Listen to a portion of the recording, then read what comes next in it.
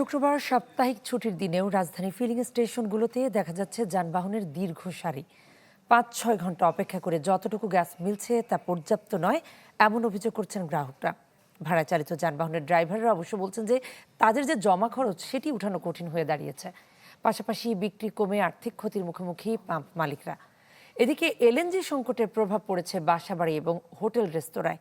জ্বলছে না চুলা, ফলে বাধ্য হয়ে ইলেকট্রিক চুলা এবং সিলিন্ডার গ্যাস ব্যবহার করতে গিয়েই আসলে তাদের ব্যয় বাড়িয়ে যাচ্ছে।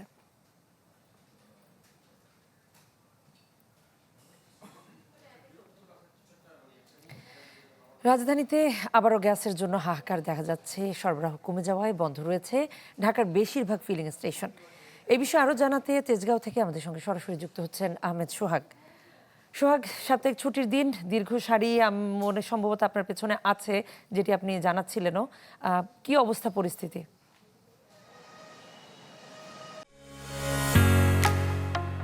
ঢালাইয়ের সেরা প্রিমিয়ার সিমেন্ট।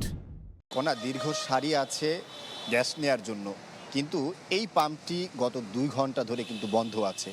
সকাল থেকে তারা 4 ঘন্টার মতো গ্যাস দিয়েছিল, এরপরে বন্ধ রেখেছে। আমাদের সাথে এখানে গ্যাস নিতে আসা যে সকল গাড়ি চালকরা রয়েছেন তাদের মধ্যে একজন এমন কথা বলেছেন, যিনি সকাল 7টা বাজে এসে এখানে লাইন ধরেছেন। 12টা বাজে যখন তিনি নজেলের খুব কাছাকাছি চলে এসেছেন, তখনই এই স্টেশনের গ্যাস বন্ধ হয়ে যায়, অর্থাৎ গ্যাস ফুরিয়ে যায়, তারা আর গ্যাস দিতে পারছেন না। এখনও পর্যন্ত এই স্টেশনটার প্রায় 2 দিকে কিলোমিটার পর্যন্ত গাড়ির সিরিয়াল রয়েছে, এবং এই চিত্র শুধুমাত্র এই একটি স্টেশনে না।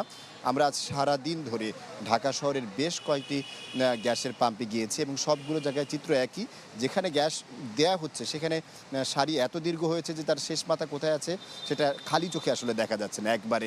সুতরাং এইরকম সংকটের মধ্য দিয়ে কিন্তু তাদেরকে গত 1 মাস ধরেই বলা যায় 3 সপ্তাহের বেশি অতিক্রান্ত হয়েছে এই গ্যাস সংকটের মধ্যে তাদের যেতে হচ্ছে, এবং সেখানে বেশি ভোগান্তিতে পড়েছে যে সকল ভাড়ায় চালিত যে সকল গাড়িগুলো রয়েছেন, সেই সমস্ত গাড়ির চালকরা যারা রয়েছেন তারা বেশি ভোগান্তিতে আছেন। তাদের দিনের একটি বড় সময় কিন্তু এই গ্যাস সংগ্রহ করতেই চলে যাচ্ছে, যার ফলে তাদের যে জমা টাকাটা সেটাই আসলে সংগ্রহ করা বা সেটা জমার খরচটা যে আছে সেটা জোগাড় করাটাই তাদের জন্য বলা যায় মুসিবত হয়ে পড়েছেন।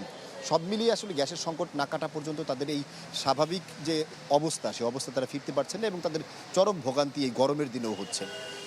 সোহাগ, আপনাকে ধন্যবাদ।